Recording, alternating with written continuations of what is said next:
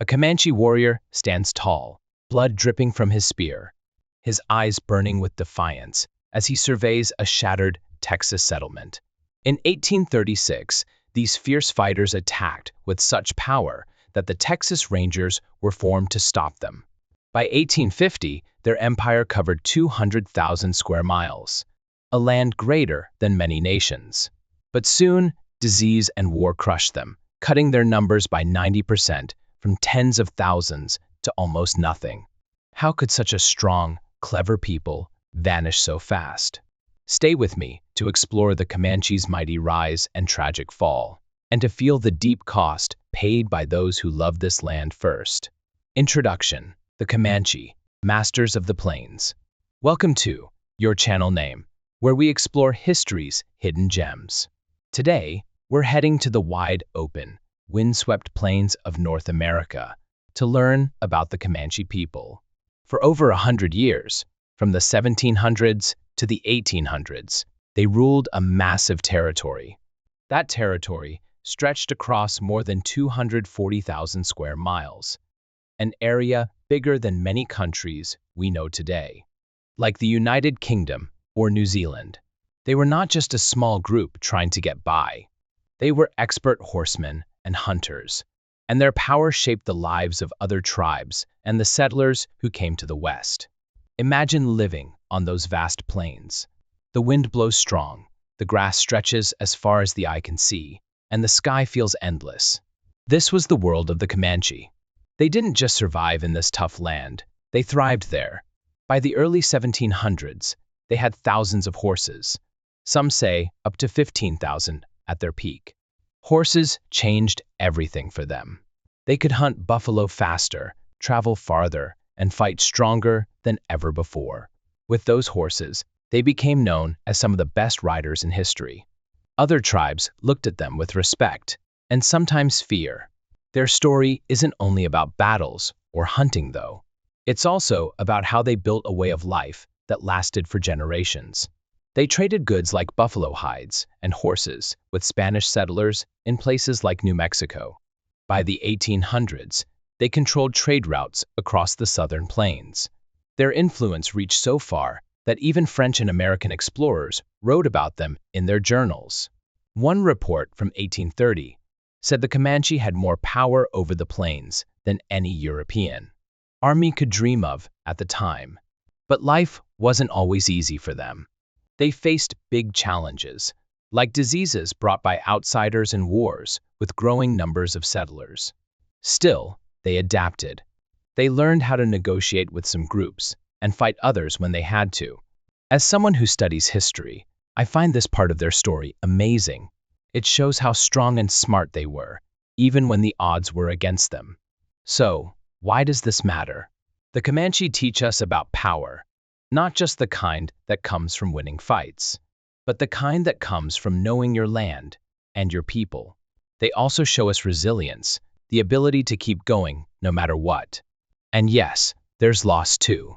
Their way of life changed as the United States grew, and by the late 1800s, their power faded.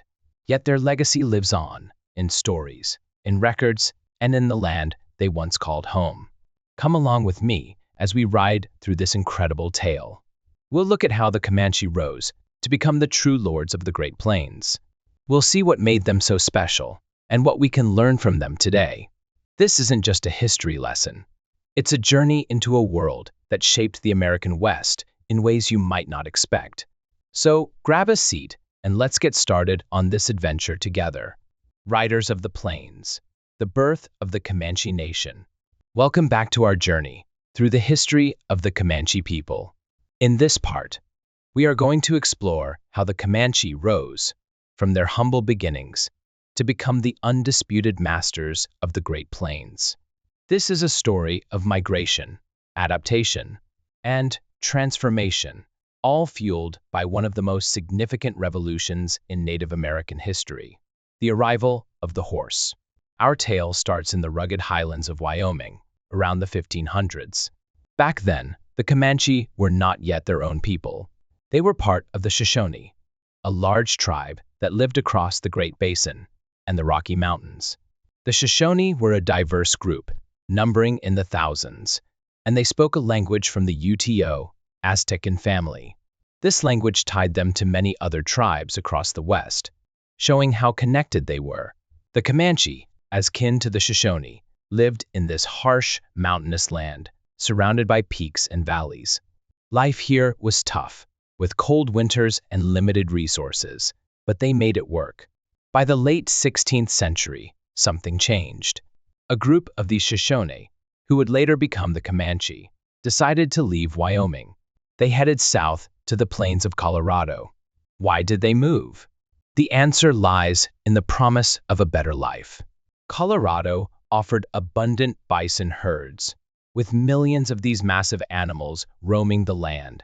It also had a milder climate than the chilly highlands of Wyoming.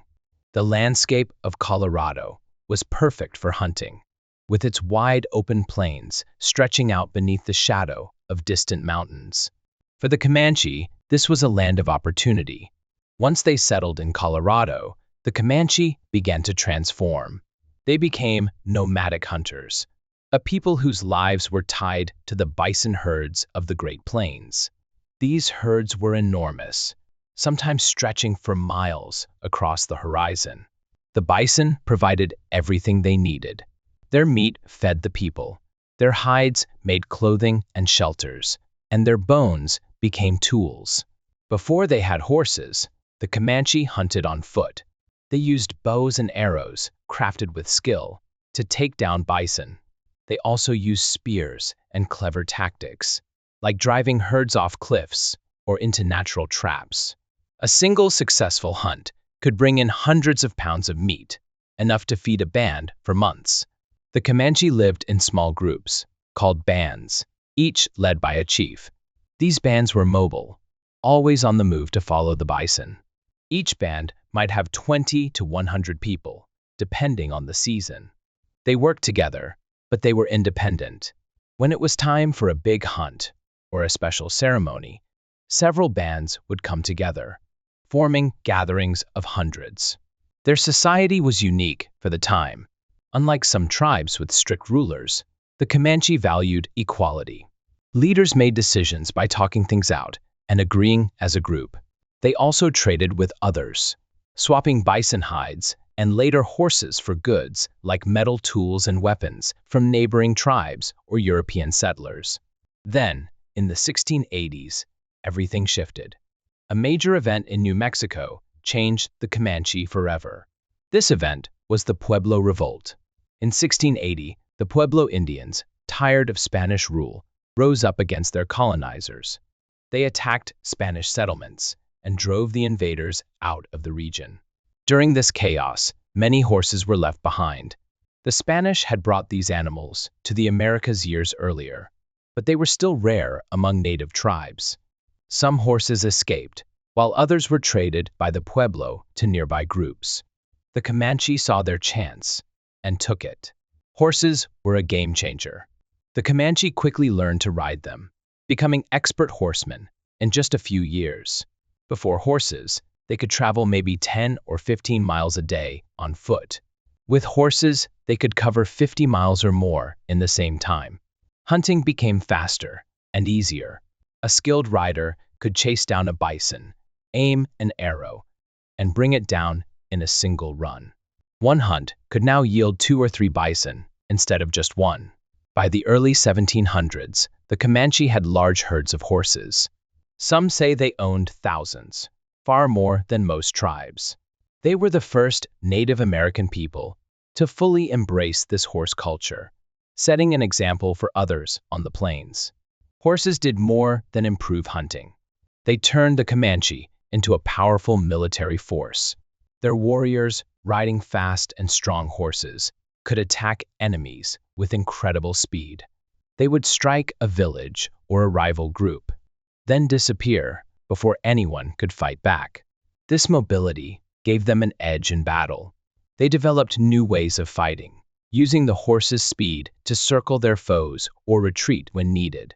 No other tribe on the Great Plains could keep up with their mounted warriors. With this power, the Comanche began to expand. They teamed up with the Ute tribe, another group that knew how to use horses well. Together, they focused on the southern plains, a region where the Apache had ruled for years. The Comanche and Ute fought a series of battles and raids against the Apache. Over time, they pushed the Apache south and west, out of the best hunting grounds. This wasn't a single big war, but a steady campaign that lasted years. By 1730, the Comanche had won. They took control of a huge territory that stretched from what is now Kansas all the way to northern Mexico. This land, later called Comanche, was massive. It covered over 240,000 square miles, an area bigger than many countries today. To put that in perspective, it's larger than the entire state of Texas. Within this territory, the Comanche were the top power. They controlled the plains, their horses and warriors unmatched. Their population grew too. While exact numbers are hard to pin down, some historians estimate they had several thousand people by this time, spread across their many bands. Now, let's step back and think about what this all means. The Comanche didn't just move to a new place or pick up a new skill. They adapted in ways that changed everything. Horses weren't just animals to them. They were a revolution. With horses, they could hunt twice as efficiently as before. Their warriors became a cavalry that no one could beat. Some people might say relying so much on horses was risky. Later on, when enemies attacked their herds or when bison numbers dropped, it caused problems. But back in the 1700s, this was a brilliant move. It made them the strongest tribe on the plains. The Comanche's story from the 1500s to 1730 shows their strength and smarts. They started as a small group in Wyoming, part of the Shoshone. They moved to Colorado for a better life. They learned to live as nomads, hunting bison on the vast plains. Then, with horses, they became something new, a nation of riders who ruled a giant territory. They didn't just survive, they thrived, building a society that would dominate for over 100 years. So, there you have it, the origins and rise of the Comanche people. From the highlands of Wyoming to the plains of Colorado, from hunters on foot to masters on horseback, they earned their place as the lords of the Great Plains.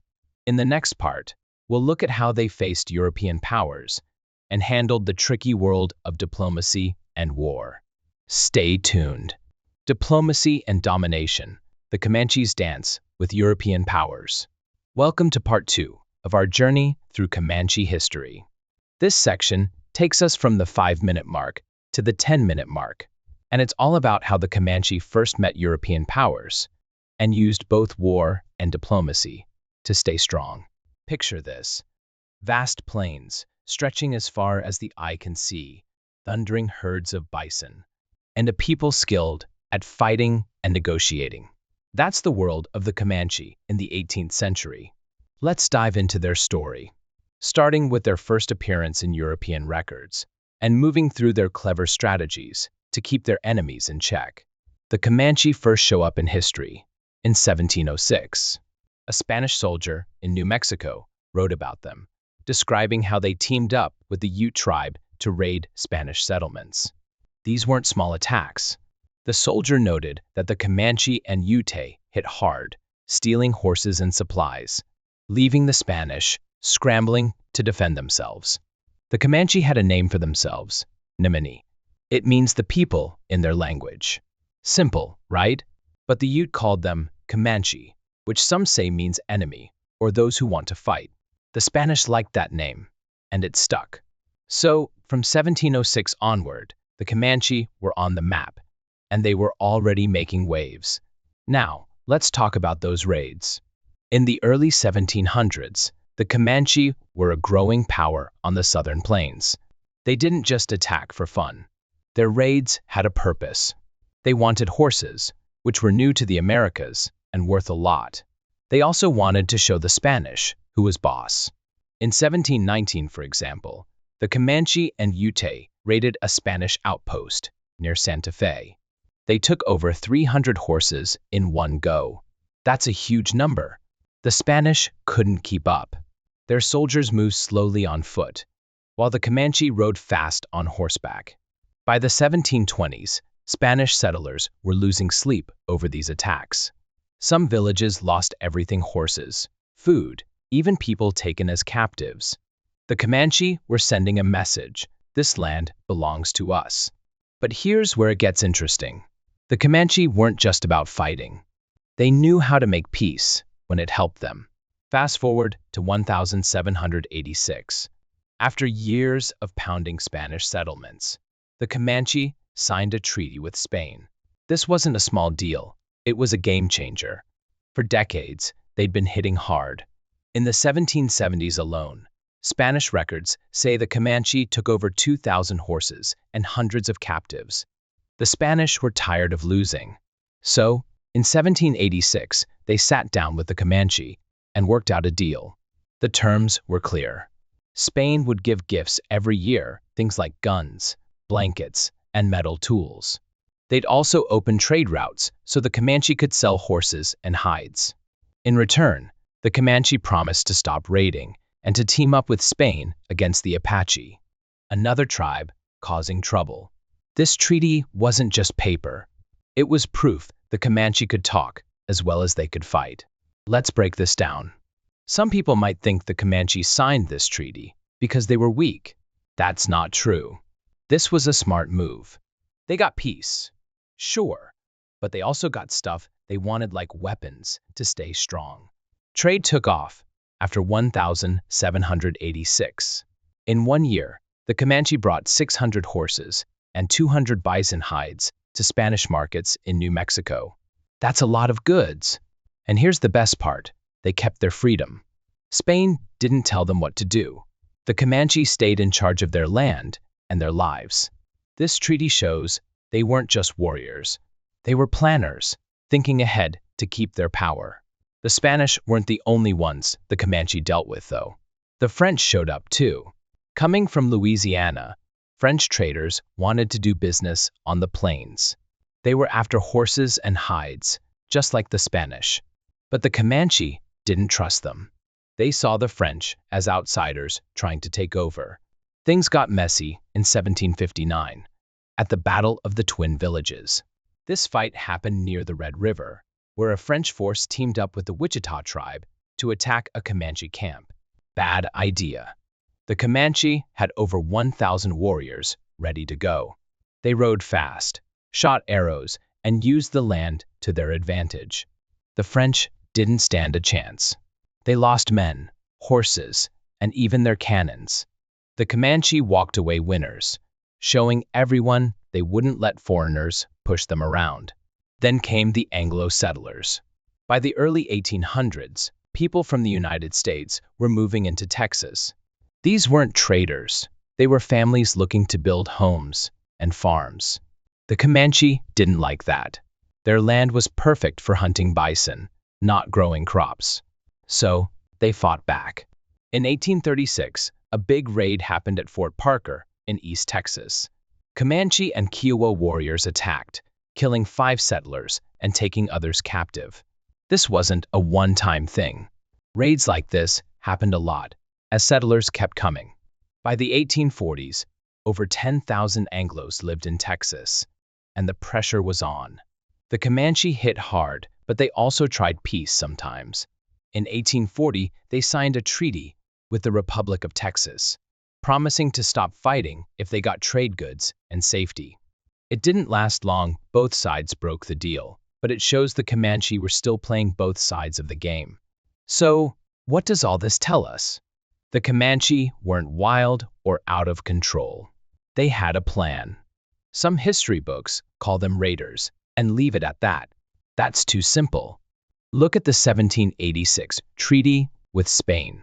They turned a war into a partnership that gave them guns and trade without losing their freedom. Look at the Battle of the Twin Villages. They crushed the French and kept their grip on the plains. Even with the Anglo settlers, they fought and talked, trying to hold on to their world. This was strategy, not chaos. They knew when to strike and when to shake hands. That's why they stayed strong for so long.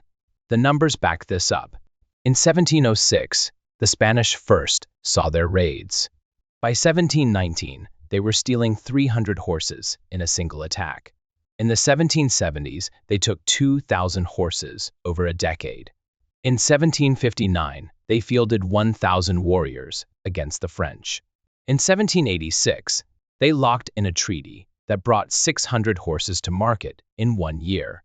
These aren't guesses. These are facts from Spanish and French records. The Comanche weren't just surviving. They were winning. This period, from 1706 to the early 1800s, was the Comanche's dance with European powers. They moved between war and diplomacy, like experts, always keeping their enemies guessing. They weren't perfect. Pressure from settlers would grow, but for now, they held the reins. In the next part, we'll see how their power peaked and how new challenges started to test them. Stick around for that story. It's a wild ride. The Comanche Twilight, Resilience and Retreat. By the mid-19th century, the Comanche were still a powerful force, but their world was shrinking fast. They had once ruled over 200,000 square miles of land, a territory that stretched across the Great Plains from the Rocky Mountains down to the edges of Mexico. This was a massive area, bigger than many nations in Europe at the time. Their strength came from their incredible skills on horseback and their ability to fight with speed and precision. For years, they had dominated the region, using raids to gather resources and keep their enemies at bay. But now, new challenges were piling up, and their grip on the land was starting to slip. The Comanche had always relied on their horses. They were some of the best riders in the world, able to control their animals with ease while firing arrows or guns. In the 1840s, they still had tens of thousands of horses in their herds. Some estimates say they owned as many as 50,000 horses at their peak, more than any other group in the West. These horses were not just for riding. They were a source of wealth and power. During raids into Mexico, the Comanche would often come back with huge numbers of livestock. In one raid in 1847, they reportedly took 4,000 horses and 1,500 cattle from settlements along the Rio Grande. These numbers show just how effective their raids were and how much they depended on them to keep their way of life going. But the raids could not stop the bigger problems that were coming. Disease had already hit them hard. Smallpox and other illnesses brought by Europeans had swept through their camps decades earlier. Back in the 1700s, there were probably around 20,000 Comanche living across their territory. By 1830, that number had dropped to less than 10,000. In the 1840s and 1850s, diseases like cholera struck again, killing hundreds more. One outbreak, in 1849, is said to have wiped out nearly 1,000 people in just a few months. This was a disaster for the Comanche. With fewer warriors and families, it became harder to defend their land and carry out the raids they relied on. Then there were the settlers. More and more people from the United States were moving into Texas and the surrounding areas. By 1850, the population of Texas had grown to over 200,000 settlers, most of them Anglo-Americans looking for farmland.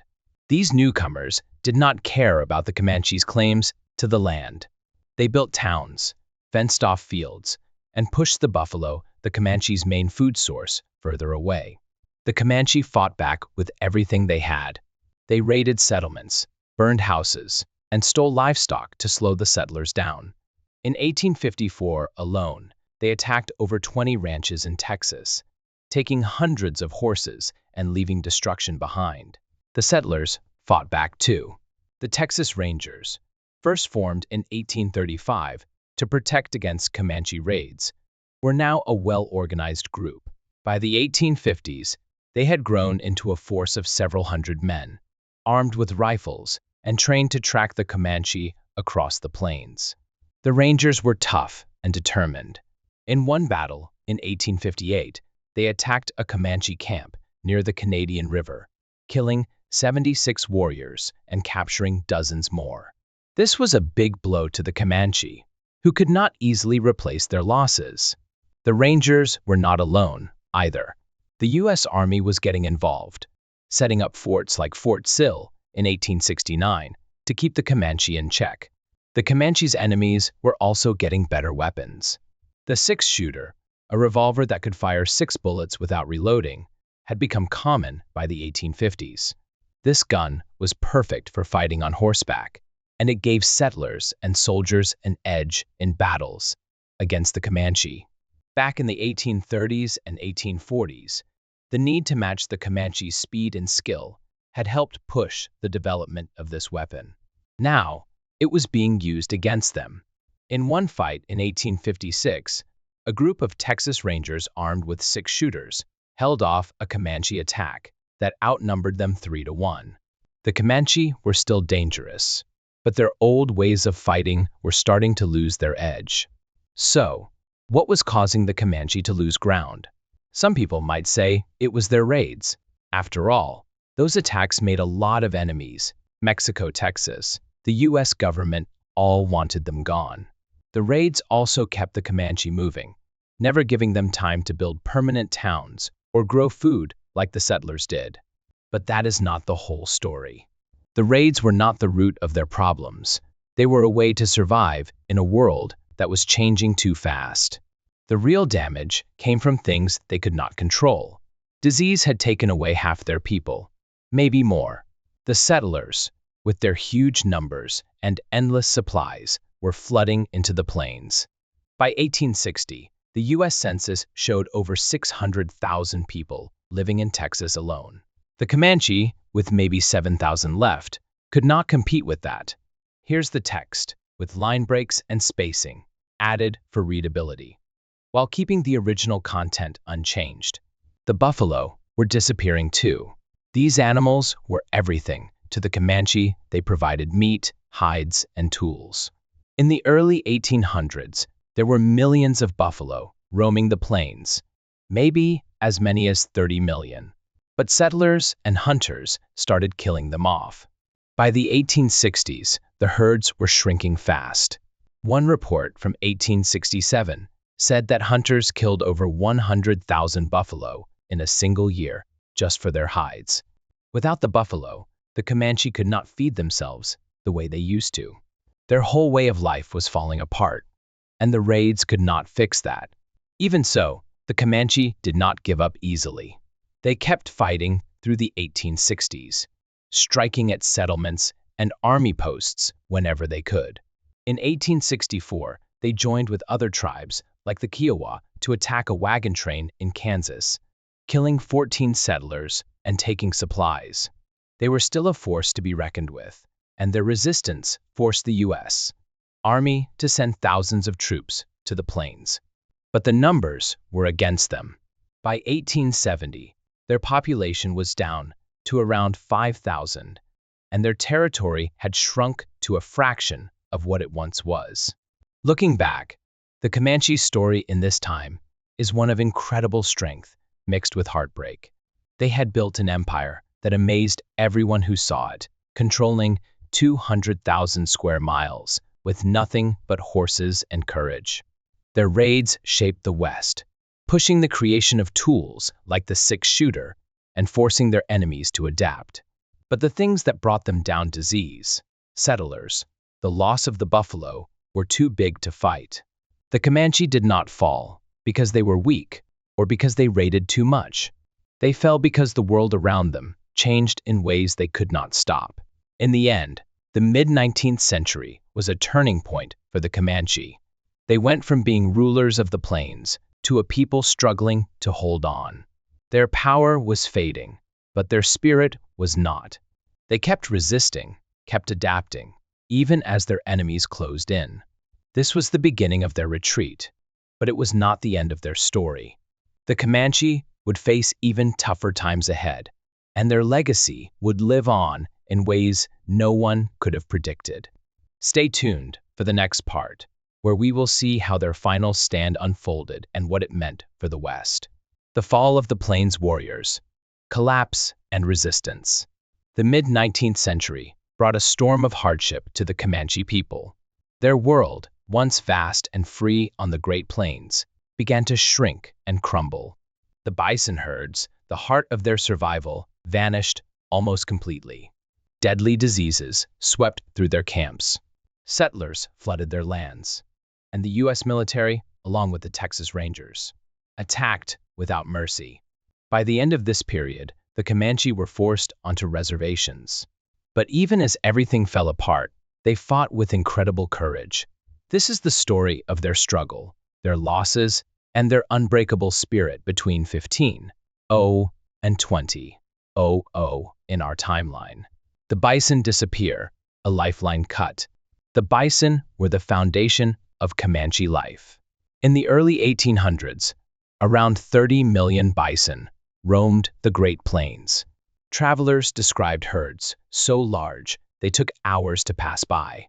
For the Comanche, these animals provided meat for food, hides for clothing and tents, and bones for tools. A single bison could weigh up to 2,000 pounds and feed many people. Hunting bison on horseback was not just survival, it was their culture, their pride. But by 1870, this way of life was dying. Settlers and professional hunters killed bison by the millions. In 1867 alone, hunters shipped over 100,000 bison hides to cities in the East. Some years, they killed up to 3 million bison. The U.S. government encouraged this slaughter, knowing it would weaken the Plains tribes. By 1870, fewer than 1,000 bison remained. The Comanche could no longer hunt enough to feed their families. Their children went hungry, and their warriors grew weak. The loss of the bison was not just a loss of food, it was the loss of their freedom. Disease strikes, death in the camps.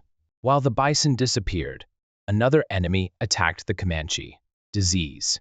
In 1849, cholera spread across the plains. This illness came from European settlers traveling west. It moved fast through contaminated water and food. Within weeks, hundreds of Comanche died. Families watched helplessly as their loved ones suffered from vomiting and dehydration. Entire camps became silent, filled only with the bodies of the dead. One trader who visited a Comanche camp in 1849 wrote that he found almost no one alive. Cholera was not the only disease. Smallpox had already killed thousands in earlier years. In the 1700s, the Comanche numbered about 20,000 people. By 1850, after waves of smallpox, measles, and cholera, fewer than 8,000 remained. Each sickness left them with fewer warriors, fewer mothers, fewer children. The Comanche had no way to fight these invisible killers. Their medicine men tried ceremonies and herbs, but nothing stopped the death. Enemies everywhere: settlers, rangers, and soldiers. The Comanche also faced human enemies who wanted their land. Settlers moved into Texas and the Plains in huge numbers. By 1850, over 150,000 settlers lived in Texas alone. They built farms and towns where the Comanche once hunted. This led to clashes. The Comanche raided settlements to survive, taking cattle and horses. In response, the Texas Rangers were formed in 1835 to stop them. The Rangers were tough and well-armed. By the 1850s, they had hundreds of men carrying rifles and pistols. In 1858, they attacked a Comanche camp at Little Robe Creek. That day, 76 Comanche warriors died, and many others were captured. The Rangers kept coming, year after year. The U.S. Army joined the fight too. They built forts across the plains to control the Comanche. Fort Sill, started in 1869, was one of the biggest. From there, soldiers planned attacks. The Comanche were surrounded. Their land, which once stretched across 240,000 square miles, was now a fraction of that size. Every year, they lost more ground. The settlers, rangers, and soldiers worked together to push the Comanche out. A broken treaty. Promises turned to dust. In 1867, the U.S. government tried a different approach. They invited the Comanche and other tribes to sign the Medicine Lodge Treaty. This agreement said the Comanche would move to a reservation in what is now Oklahoma. In return, the U.S. promised to give them food, tools, and protection. Over 5,000 native people gathered for the signing. Comanche leaders, like 10 Bears, did not want to leave their land. 10 Bears spoke for many when he said he was born on the open prairie and wanted to stay there. But the Comanche had little choice. They signed the treaty, hoping for peace. The U.S. broke its promises almost immediately. Food deliveries were late or never came. In 1868, the reservation got only half the supplies promised. Settlers ignored the treaty and moved onto reservation land. The Comanche felt tricked. They were starving on the reservation, while settlers took more of the plains. The treaty was supposed to save them, but it only made things worse. Many Comanche left the reservation to fight again. They refused to let their people die quietly.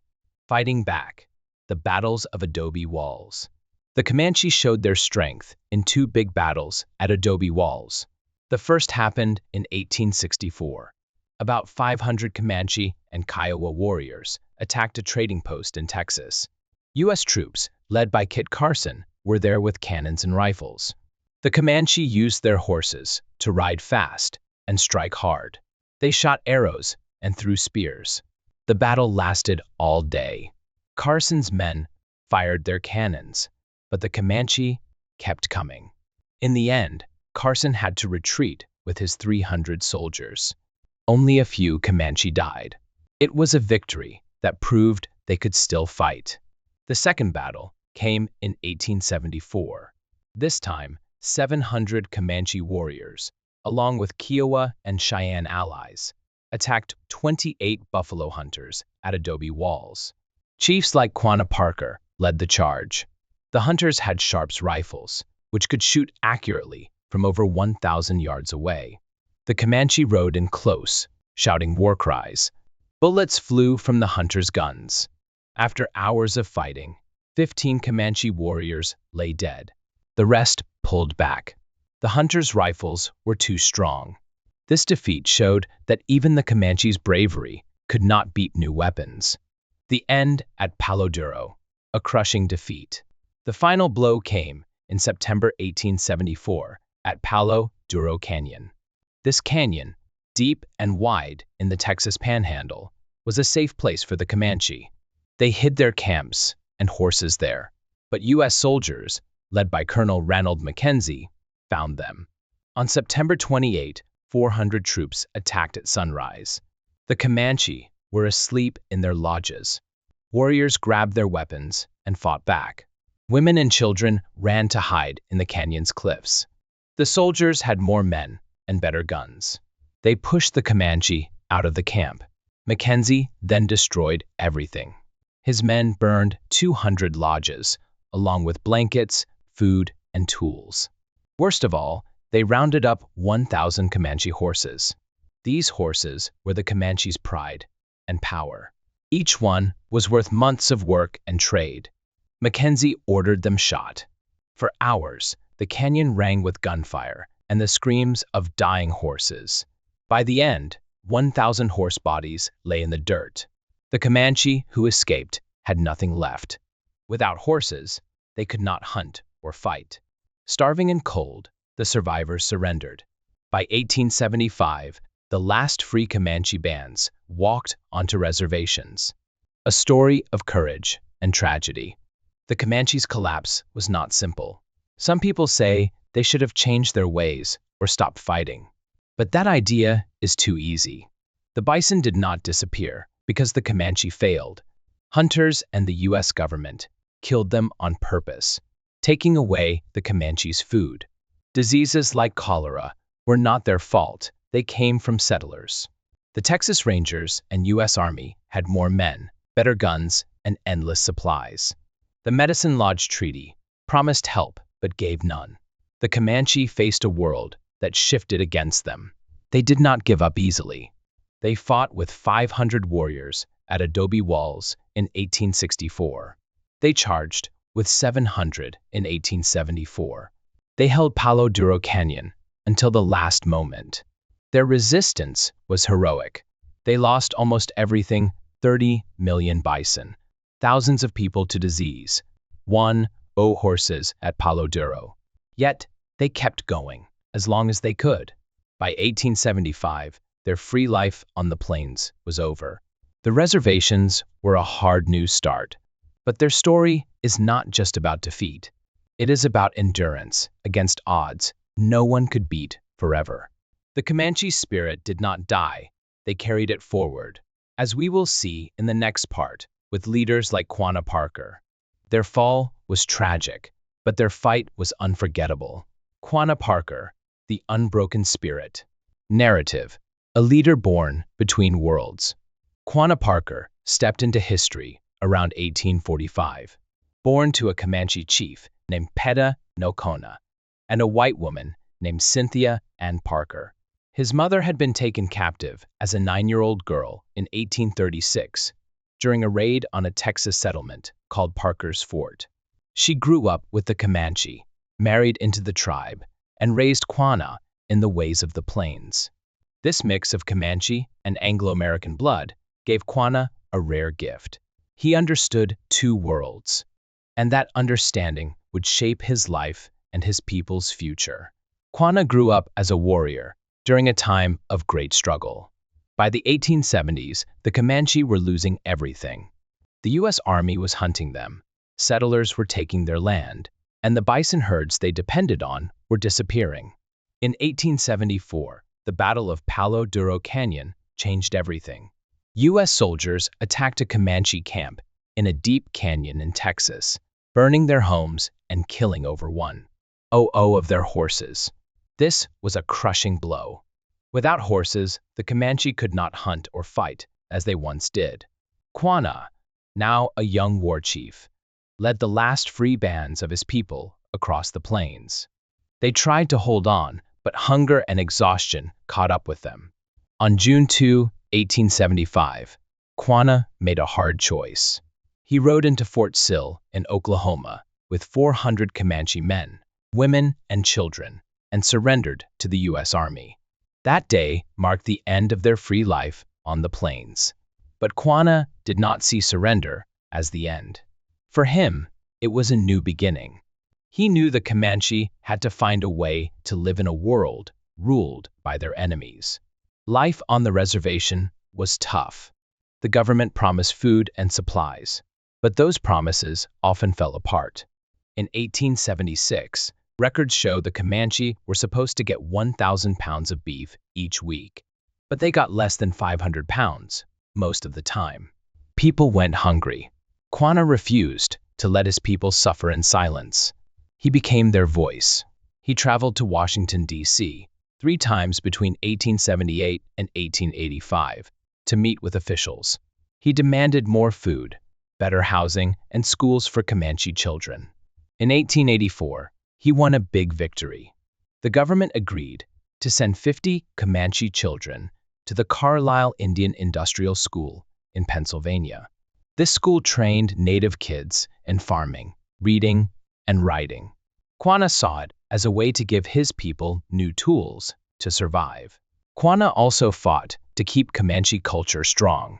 The U.S. government wanted native people to forget their traditions and live like white settlers. Quanah said no. He believed his people could adapt without losing who they were. In the 1890s, he helped start the Native American Church. This was a new religion that mixed Christian ideas with native beliefs. It used peyote, a small cactus, in ceremonies to connect with the spirit world. By 1900, the church had spread to over 5,000 members across Oklahoma, Texas, and beyond. Today, it still has followers.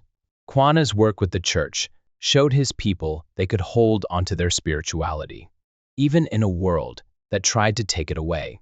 Quanah led by example. He learned to farm and ranch, things the Comanche had never done before. By 1905, he owned 1,200 acres of land near Cache, Oklahoma, and ran a herd of 300 cattle. He built a big house called the Star House with 10 bedrooms and 2 stories. Important people came to visit, like President Theodore Roosevelt in 1905. Quanah welcomed them, but he never forgot his roots. He wore his long braids and Comanche clothing proudly at public events. He spoke the Comanche language with his family and friends. His life was proof that the Comanche could change without disappearing. Today, the Comanche Nation stands strong. There are 17,000 enrolled members living across the United States, mostly in Oklahoma. They keep their culture alive in big ways. Every June, the Comanche hold a powwow in Lawton, Oklahoma. Over 5,000 people come to watch dancers in bright feathers and hear drums that echo the past. The tribe also runs language classes. In 2022, more than 600 students signed up to learn Comanche words and songs. They even made a language app in 2020 that 1,200 people have downloaded. These efforts show the world that the Comanche are not gone. They are growing, remembering, and thriving. A legacy that defies the odds. Quanah Parker's life stands tall against an old lie called the vanishing Indian myth. Back in the 1800s and early 1900s, many Americans believed native people would fade away as towns and railroads spread across the land. They thought tribes like the Comanche could not survive the modern world. Quanah proved them wrong. He did not just keep his people alive. He helped them find new ways to grow. When the government tried to ban Comanche dances in 1880, Quanah argued for his people's rights. He won small battles, like getting permission for secret ceremonies. When agents told Comanche men to cut their hair short, Quanah refused and kept his braids long. These acts were not just stubbornness. They were a message. The Comanche would not vanish. The numbers tell the real story. In 1875, after the surrender, only about 1,500 Comanche were left. Disease, war, and starvation had taken so many. Yet today, 17,000 people call themselves Comanche. That is more than 10 times the number from Quanah's time. They have not just survived. They have built something new. In 2010, the Comanche Nation opened a museum in Lawton with over 2,000 artifacts, like beadwork and arrowheads. Every year, 10,000 visitors come to see it. The tribe also runs a college in 2023, with 300 students learning skills like nursing and business. This is not a people fading away. This is a people moving forward. Quanah's genius was in his balance. He took what worked from the Anglo world, like ranching and schools, and paired it with what mattered to the Comanche, like their language and faith. He showed that native identity is not stuck in the past. It can change and still be real. The Comanche's strength today is his victory. They are not a shadow of what they were. They are a living, breathing nation, proving every day that the vanishing Indian was always a myth, a story in numbers and moments.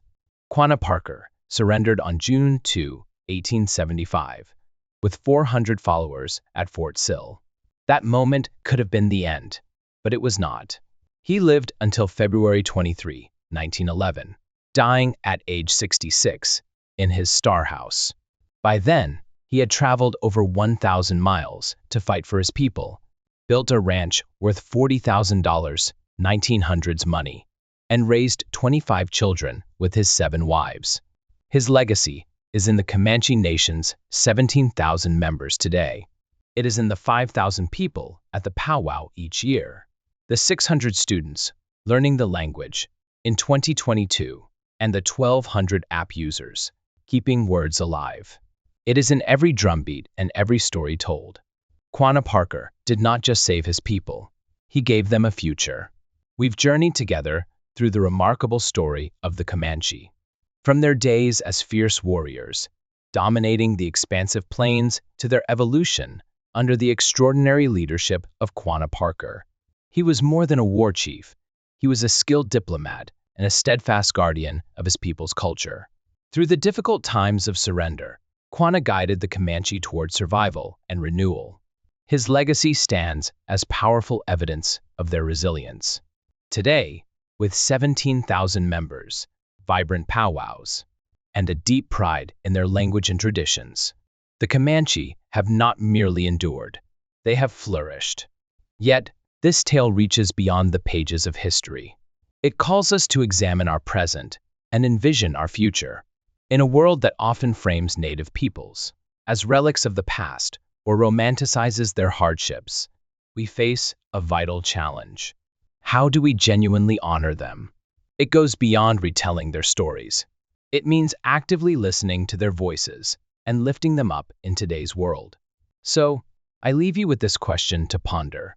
What steps can we take to transform our respect into meaningful action, ensuring that the legacy of the Comanche and other Native nations remains a dynamic, living force in our modern society? Thank you for joining me on this journey. Let's take a moment to reflect and share our thoughts.